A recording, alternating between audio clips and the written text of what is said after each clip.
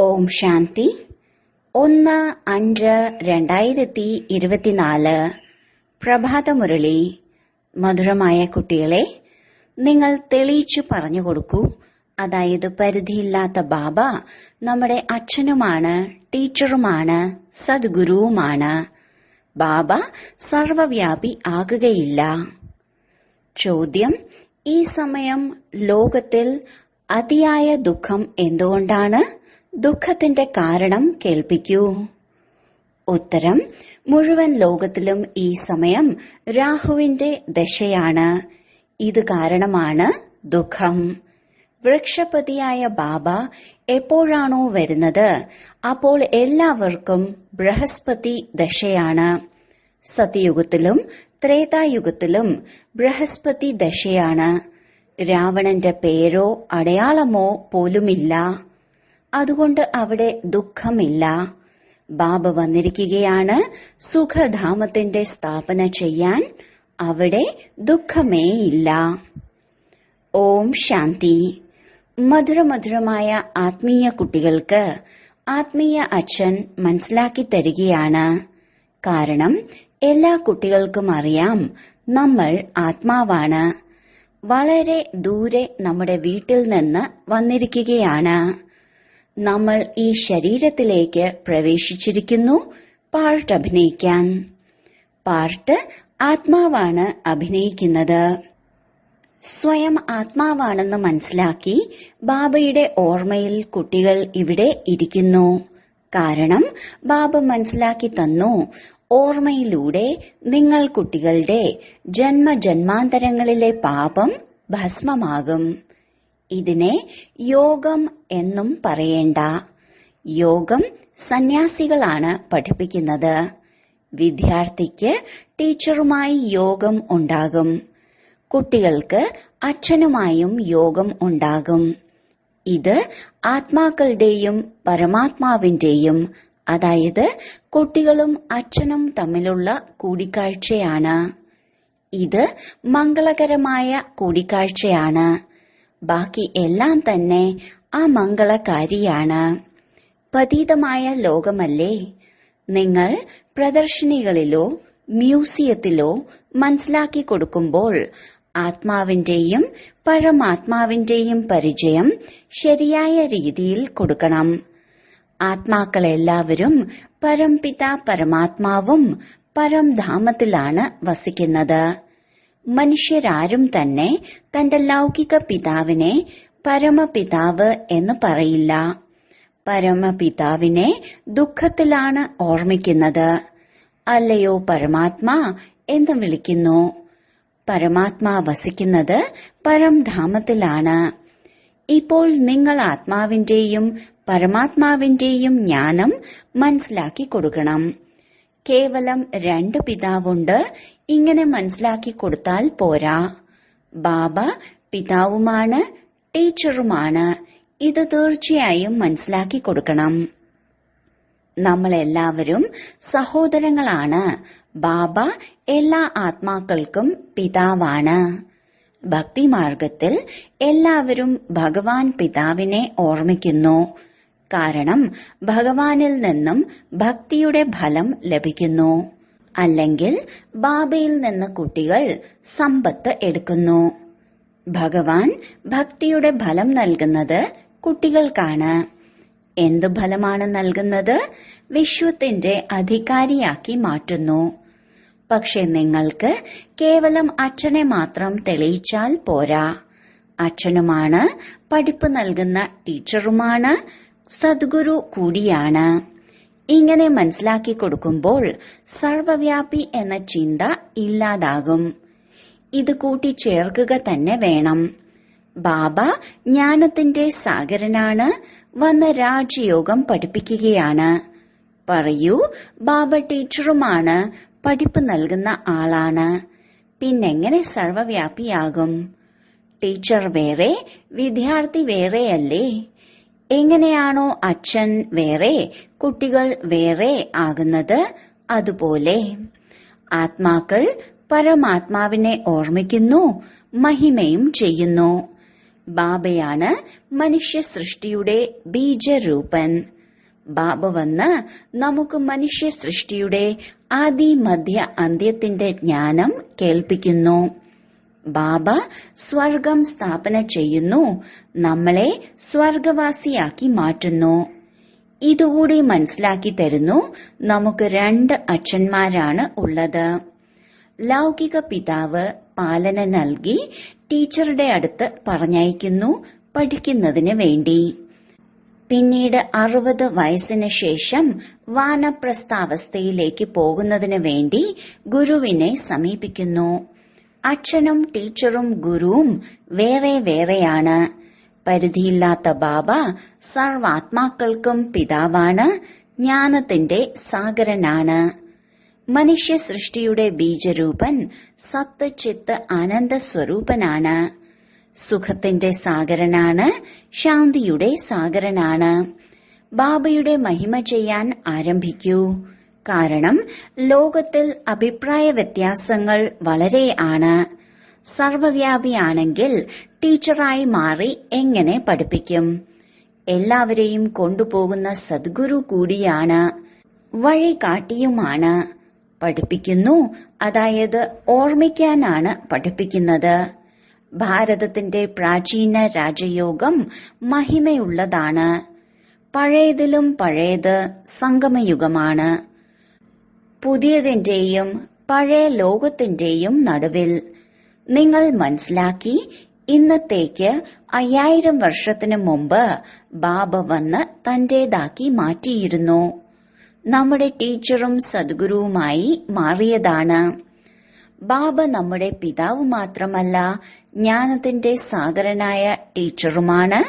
നമ്മെ പഠിപ്പിക്കുന്നു. സൃഷ്ടിയുടെ ആദി മധ്യ അന്ത്യത്തിന്റെ രഹസ്യം മനസ്സിലാക്കി തരുന്നു. കാരണം ബീജരൂപനാണ്, വൃക്ഷപതിയുമാണ്. എപ്പോഴാണോ ഭാരതത്തിലേക്ക് വരുന്നത്, അപ്പോൾ ഭാരതത്തിൽ ബൃഹസ്പതി ദശ ഉണ്ടാകുന്നു. സത്യയുഗത്തിൽ എല്ലാവരും സദാ സുഖികളും ദേവീ ദേവതകളുമായിരുന്നു. എല്ലാവരിലും ബൃഹസ്പതി ദശയാണ് ഉള്ളത്. എപ്പോഴാണോ ലോകം തമോപ്രധാനമാകുന്നത്, അപ്പോൾ എല്ലാവരിലും രാഹുവിന്റെ ദശയാകും. വൃക്ഷപതിയെ ആരും അറിയുന്നില്ല. അറിയാതെ എങ്ങനെ സമ്പത്ത് ലഭിക്കും? നിങ്ങൾ ഇവിടെ ഇരിക്കുമ്പോൾ അശരീരി ആയിരിക്കൂ. ഈ ജ്ഞാനം ലഭിച്ചു. ആത്മാവ് വേറെയാണ്, വീട് വേറെയാണ്. 5 തത്വങ്ങൾ കൊണ്ടാണ് ഈ ശരീരം ഉണ്ടാക്കുന്നത്. അതിലേക്കാണ് ആത്മാവ് പ്രവേശിക്കുന്നത്. എല്ലാവരിലും പാർട്ട് അടങ്ങിയിട്ടുണ്ട്. ആദ്യമാദ്യം മുഖ്യമായ കാര്യം മനസ്സിലാക്കി കൊടുക്കൂ. ബാബ സുപ്രീം ആയ പിതാവാണ്, സുപ്രീം ആയ ടീച്ചറാണ്. ലൗകികത്തിലെ പിതാവ് ടീച്ചർ ഗുരുവിന്റെ വ്യത്യാസം പറയുന്നതിലൂടെ പെട്ടെന്ന് മനസ്സിലാക്കും, തർക്കിക്കില്ല. ആത്മാക്കളുടെ പിതാവായ ബാബയിൽ മുഴുവൻ ജ്ഞാനവും അടങ്ങിയിട്ടുണ്ട്. ഇതാണ് വളരെ വലിയ സവിശേഷത. ബാബ നമുക്ക് രചനയുടെ ആദി മധ്യ അന്ത്യത്തിന്റെ രഹസ്യം മനസ്സിലാക്കി തരുന്നു. മുൻപ് ഋഷി മുനിമാർ പോലും പറഞ്ഞിട്ടുണ്ടായിരുന്നു, ഞങ്ങൾക്ക് രചയിതാവിന്റെയും രചനയുടെയും ആദി മധ്യ അന്ത്യത്തെക്കുറിച്ച് അറിയില്ല. കാരണം ആ സമയം അവർ സതോ ആയിരുന്നു. ഓരോ വസ്തുവും സതോ പ്രധാനം, സതോ രജോ തമോയിലേക്ക് വരുന്നു. പുതിയതിൽ നിന്നും തീർച്ചയായും പഴയതാകുന്നു. നിങ്ങൾക്ക് ഈ സൃഷ്ടി ചക്രത്തിന്റെ ആയുസ് അറിയാം. മനുഷ്യർ മറന്നുപോയിരിക്കുന്നു ഇതിന്റെ ആയുസ് എത്രയാണ് എന്നത്. ശാസ്ത്രങ്ങളെല്ലാം തന്നെ ഭക്തി മാർഗത്തിനു വേണ്ടി ഉണ്ടാക്കിയതാണ്. എല്ലാവരുടെയും പിതാവും ഒരാളാണ്. സദ്ഗതി ദാതാവ് ഒരാളാണ്. ഗുരു അനേകമാണ്. സദ്ഗതി നൽകുന്ന സദ്ഗുരു ഒരാൾ മാത്രമാകുന്നു. എങ്ങനെയാണ് സദ്ഗതി ഉണ്ടാകുന്നത്? അത് നിങ്ങളുടെ ബുദ്ധിയിലുണ്ട്. ആദി സനാതന ദേവീ ദേവതാ ധർമ്മത്തെയാണ് സദ്ഗതി എന്ന് പറയുന്നത്. സത്യയുഗത്തിൽ വളരെ കുറച്ചു മനുഷ്യരേയുള്ളൂ. ഇപ്പോൾ എത്രയധികം മനുഷ്യരാണ്? സത്യയുഗത്തിൽ ആദ്യം ദേവതകളുടെ രാജ്യം ഉണ്ടായിരുന്നു. പിന്നീട് കുലം വർദ്ധിക്കുന്നു. Lakshmi Narayanan first, second, third എന്നിങ്ങനെ. എപ്പോഴാണോ ഫസ്റ്റ് ആകുന്നത് അപ്പോൾ കുറച്ചുപേരെ ഉണ്ടാകൂ. ഇങ്ങനെയുള്ള ചിന്തകൾ കേവലം നിങ്ങൾക്ക് മാത്രമാണ്. നിങ്ങൾ കുട്ടികൾ മനസ്സിലാക്കി, എല്ലാ ആത്മാക്കൾക്കും പിതാവ് ഒരാളാണ്. ബാബ പരിധിയില്ലാത്തതാണ്. പരിധിയുള്ള അച്ഛനിൽ നിന്നും പരിധിയുള്ള സമ്പത്ത് ലഭിക്കുന്നു. പരിധിയില്ലാത്ത ബാബയിൽ നിന്നും പരിധിയില്ലാത്ത സമ്പത്ത് ലഭിക്കുന്നു. 21 തലമുറയ്ക്ക് സ്വർഗത്തിന്റെ ചക്രവർത്തി. അവിടെ സത്യയുഗത്തിൽ സ്വയം ആത്മാവാണെന്ന് അറിയാം. ഇവിടെ ദേഹാഭിമാനം കാരണം അറിയുന്നില്ല ആത്മാവാണ് ശരീരം ഉപേക്ഷിച്ച് മറ്റൊരു ശരീരം എടുക്കുന്നത് എന്ന്. ഇപ്പോൾ ദേഹാഭിമാനമുള്ളവരെ ആത്മാഭിമാനിയാക്കി ആര് മാറ്റും? ഈ സമയം ഒരാളും അഭിമാനി അല്ല. ബാബ വന്ന് അഭിമാനിയാക്കി മാറ്റുന്നു. സത്യയുഗത്തിൽ അറിയാം, ആത്മാവ് ഒരു ശരീരം ഉപേക്ഷിച്ച് അടുത്ത ജന്മം ചെറിയ കുട്ടിയായി മാറി. സർപ്പത്തിന്റെ ഉദാഹരണമുണ്ടല്ലോ. സർപ്പം, ഭ്രമരി ഇവയെല്ലാം ഉദാഹരണം ഇവിടത്തേതാണ്, ഈ സമയത്തിന്റേതാണ്. ഇതെല്ലാം ഭക്തിമാർഗത്തിലും പ്രയോജനപ്പെടും. വാസ്തവത്തിൽ ബ്രാഹ്മണിമാരായ നിങ്ങൾ കീടങ്ങളെ ഊതി ഊതി മനുഷ്യരിൽ നിന്നും ദേവതയാക്കി മാറ്റുന്നു. ബാബയിൽ നോളജ് ഉണ്ടല്ലോ. ബാബ ജ്ഞാനത്തിന്റെ സാഗരനാണ്, ശാന്തിയുടെ സാഗരനാണ്. എല്ലാവരും ശാന്തി യാചിച്ചുകൊണ്ടേയിരിക്കുന്നു. ശാന്തി ദേവനെന്ന് പറഞ്ഞ് ആരെയാണ് വിളിക്കുന്നത്? ശാന്തിയുടെ ദാതാവ് അഥവാ സാഗരൻ. മഹിമയെല്ലാം പാടുന്നുണ്ട്, പക്ഷേ അർത്ഥരഹിതമാണ്. ഒന്നും മനസ്സിലാക്കുന്നില്ല. ബാബ പറയുകയാണ്, ഈ വേദശാസ്ത്രങ്ങളെല്ലാം ഭക്തി മാർഗത്തിന്റേതാണ്. 63 ജന്മം ഭക്തി ചെയ്യണം.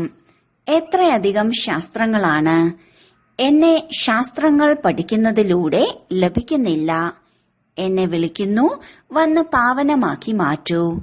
ഇതാണ് തമോ പ്രധാനമായ അഴുക്ക് നിറഞ്ഞ ലോകം. ഒരു ഉപയോഗവുമില്ല. എത്ര ദുഃഖമാണ്. ദുഃഖം എവിടെ നിന്നാണ് വന്നത്? ബാബ നിങ്ങൾക്ക് സുഖം തന്നിരുന്നു. എങ്ങനെയാണ് നിങ്ങൾ വീണ്ടും പടികൾ ഇറങ്ങിയത്? പാടാറുണ്ടല്ലോ, ജ്ഞാനവും ഭക്തിയും. ജ്ഞാനം ബാബയാണ് കേൾപ്പിക്കുന്നത്, ഭക്തി രാവണനാണ് പഠിപ്പിക്കുന്നത്. ബാബയെയും കാണാൻ കഴിയില്ല, രാവണനെയും കാണാൻ കഴിയില്ല. രണ്ടുപേരെയും ഈ കണ്ണുകൾ കൊണ്ട് കാണാൻ സാധിക്കില്ല. ആത്മാവിനെ മനസ്സിലാക്കാൻ സാധിക്കും. നമ്മൾ ആത്മാവാണ്. അപ്പോൾ ആത്മാവിന് പിതാവും തീർച്ചയായും ഉണ്ട്. അച്ഛൻ ടീച്ചറുമായി മാറുന്നു. ഇങ്ങനെ മറ്റാരും ഉണ്ടാകില്ല. ഇപ്പോൾ നിങ്ങൾ 21 ജന്മങ്ങളിലേക്ക് വേണ്ടി സദ്ഗതി പ്രാപിക്കുന്നു. പിന്നീട് ഒരു ഗുരുവിന്റെയും ആവശ്യം വരില്ല. ബാബ എല്ലാവർക്കും പിതാവാണ്, ടീച്ചറുമാണ്, പഠിപ്പിക്കുന്ന ആളാണ്. എല്ലാവർക്കും സദ്ഗതി ചെയ്യുന്ന സദ്ഗുരു, സുപ്രീം ഗുരുവുമാണ്. ബാബയെ സർവവ്യാപി എന്ന് പറയാൻ സാധിക്കില്ല. ബാബ സൃഷ്ടിയുടെ ആദി മധ്യ അന്ത്യത്തിന്റെ രഹസ്യം പറയുന്നു. മനുഷ്യർ ഓർമ്മിക്കുന്നു, അല്ലയോ പതിത പാവന വരൂ, സർവരുടെയും സദ്ഗതി ദാത വരൂ, എല്ലാവരുടെയും ദുഃഖത്തെ ഹരിച്ച് സുഖം നൽകൂ. അല്ലയോ ഗോഡ് ഫാദർ, അല്ലയോ മുക്തിദാത, ഞങ്ങളുടെ ഗൈഡായി മാറൂ, കൂടെ കൊണ്ടുപോകൂ. ഈ രാവണ രാജ്യത്തിൽ നിന്ന് മുക്തമാക്കൂ. രാവണ രാജ്യം ലങ്കയിലല്ല. ഈ മുഴുവൻ ഭൂമിയും ഈ സമയം രാവണ രാജ്യമാണ്. രാമരാജ്യം കേവലം സത്യയുഗത്തിൽ മാത്രമാണ്. ഭക്തിമാർഗത്തിൽ മനുഷ്യർ എത്ര ആശയക്കുഴപ്പത്തിലാണ്. ഇപ്പോൾ നിങ്ങൾക്ക് ശ്രീമത്ത് ലഭിച്ചുകൊണ്ടിരിക്കുകയാണ് ശ്രേഷ്ഠരായി മാറുന്നതിനു വേണ്ടി. സത്യയുഗത്തിൽ ഭാരതം ശ്രേഷ്ഠാചാരികളുടേതായിരുന്നു, പൂജ്യരായിരുന്നു. ഇപ്പോഴും ദേവതകളെ പൂജിച്ചുകൊണ്ടിരിക്കുന്നു. ഭാരതത്തിൽ ബൃഹസ്പതി ദശയുണ്ടായിരുന്നത് സത്യയുഗത്തിലായിരുന്നു. ഇപ്പോൾ രാഹുവിന്റെ ദശയിൽ നോക്കൂ, ഭാരതത്തിന്റെ അവസ്ഥ എന്തായി. എല്ലാവരും അധാർമികരായി മാറി. ബാബ ധാർമ്മികരാക്കി മാറ്റുകയാണ്. രാവണൻ അധാർമികരാക്കി മാറ്റുന്നു. പറയാറുണ്ടല്ലോ, രാമരാജ്യം വേണമെന്ന്. അതിനർത്ഥം ഇപ്പോൾ രാവണ രാജ്യമെന്നല്ലേ? നരകവാസികളാണ്. രാവണ രാജ്യത്തെ നരകമെന്ന് പറയുന്നു. സ്വർഗവും നരകവും പകുതി പകുതിയാണ്. ഇതും നിങ്ങൾ കുട്ടികൾക്കറിയാം. രാമരാജ്യമെന്ന് എന്തിനെ പറയുന്നു, രാവണ രാജ്യമെന്ന് എന്തിനെ പറയുന്നു. ആദ്യമാദ്യം നിശ്ചയബുദ്ധിയുള്ളവരായി മാറണം. ബാബ നമ്മുടെ പിതാവാണ്. നമ്മളെല്ലാ ആത്മാക്കളും സഹോദരങ്ങളാണ്. ബാബയിൽ നിന്ന് എല്ലാവർക്കും സമ്പത്ത് ലഭിക്കാനുള്ള അവകാശമുണ്ട്, ലഭിച്ചിരുന്നു. ബാബയാണ് രാജയോഗം പഠിപ്പിച്ച് സുഖധാമത്തിന്റെ അധികാരിയാക്കി മാറ്റിയിരുന്നത്.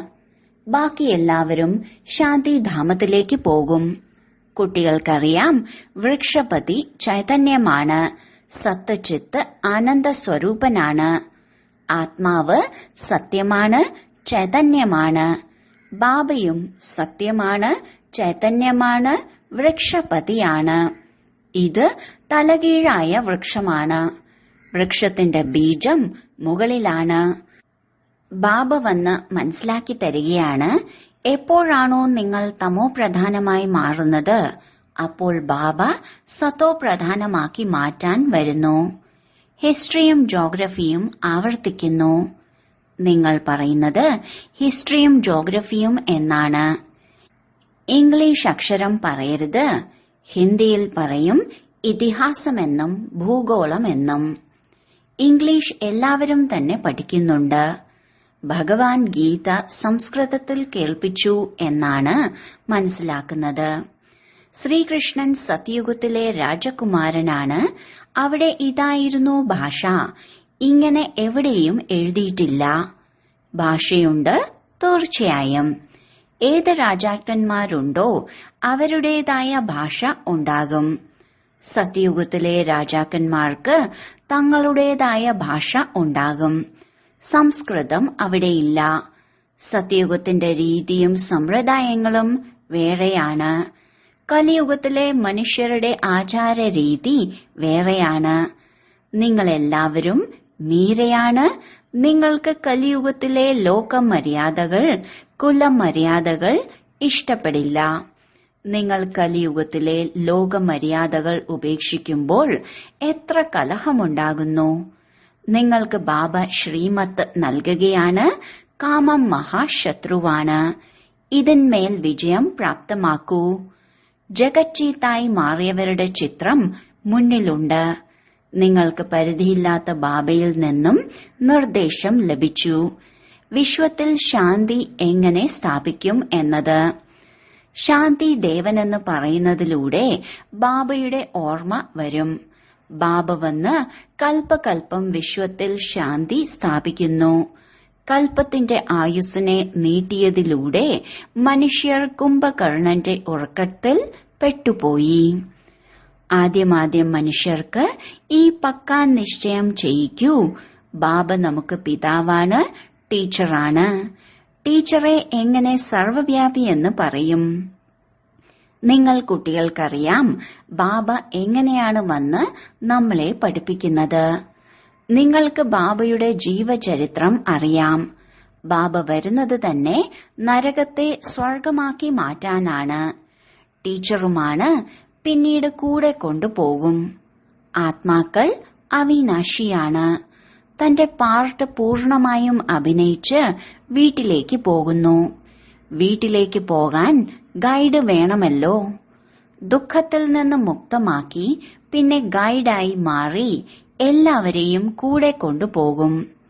ശരി, വളരെ കാലത്തെ വേർപാടിനു ശേഷം തിരികെ കിട്ടിയ മധുരമധുരമായ ഓമന സന്താനങ്ങൾക്ക് മാതാവും പിതാവുമായ ബാബ്ദാദയുടെ സ്നേഹസ്മരണകളും പുലർക്കാല വന്ദനവും. ആത്മീയ പിതാവിന്റെ ആത്മീയ കുട്ടികൾക്ക് നമസ്കാരം. ധാരണയ്ക്കുള്ള മുഖ്യസാരം: 1. കലിയുഗത്തിലെ ലോകമര്യാദകളും കുലമര്യാദകളും ഉപേക്ഷിച്ച് ഈശ്വരീയ കുലത്തിന്റെ മര്യാദകളെ ധാരണ ചെയ്യണം. അശരീരിയായ ബാബ എന്താണോ കേൾപ്പിക്കുന്നത് അത് അശരീരിയായി ഇരുന്ന് കേൾക്കാനുള്ള അഭ്യാസം പക്ക ആക്കണം. 2. പരിധിയില്ലാത്ത ബാബ അച്ഛനാണ്, ടീച്ചറാണ്, സദ്ഗുരുവുമാണ്. ഈ വ്യത്യാസം എല്ലാവർക്കും മനസ്സിലാക്കി കൊടുക്കണം. പരിധിയില്ലാത്ത അച്ഛൻ സർവവ്യാപി അല്ല എന്ന് തെളിയിക്കണം. വരദാനം: പരിധിയുള്ള അഹംഭാവത്തിൽ നിന്നും കോപത്തിൽ നിന്നും മാറി ആത്മീയ ഭാവത്തിലിരിക്കുന്ന പ്രീതബുദ്ധിയായി ഭവിക്കട്ടെ. പല കുട്ടികളും പരിധിയുള്ള സ്വഭാവ സംസ്കാരങ്ങളുടെ വളരെ അഹംഭാവവും കോപവും കാണിക്കുന്നു.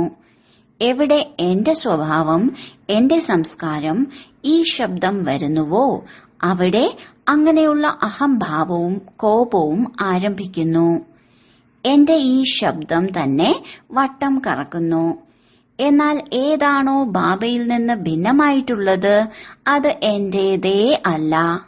എന്റെ സ്വഭാവം ബാബയുടെ സ്വഭാവത്തിൽ നിന്ന് വ്യത്യസ്തമാകുക സാധ്യമല്ല. അതിനാൽ പരിധിയുള്ള അഹംഭാവത്തിൽ നിന്നും കോപത്തിൽ നിന്നും മാറി ആത്മീയ ഭാവത്തിലിരിക്കൂ. പ്രീതബുദ്ധിയുള്ളവരായി സ്നേഹത്തിന്റെ പ്രീതിയുടെ ഭാവം കാണിക്കൂ. സ്ലോഗൻ: ബാബയോടും സേവനത്തിനോടും പരിവാരത്തോടും സ്നേഹമുണ്ടെങ്കിൽ പ്രയത്നത്തിൽ നിന്ന് മുക്തമാകും. ഓം ശാന്തി.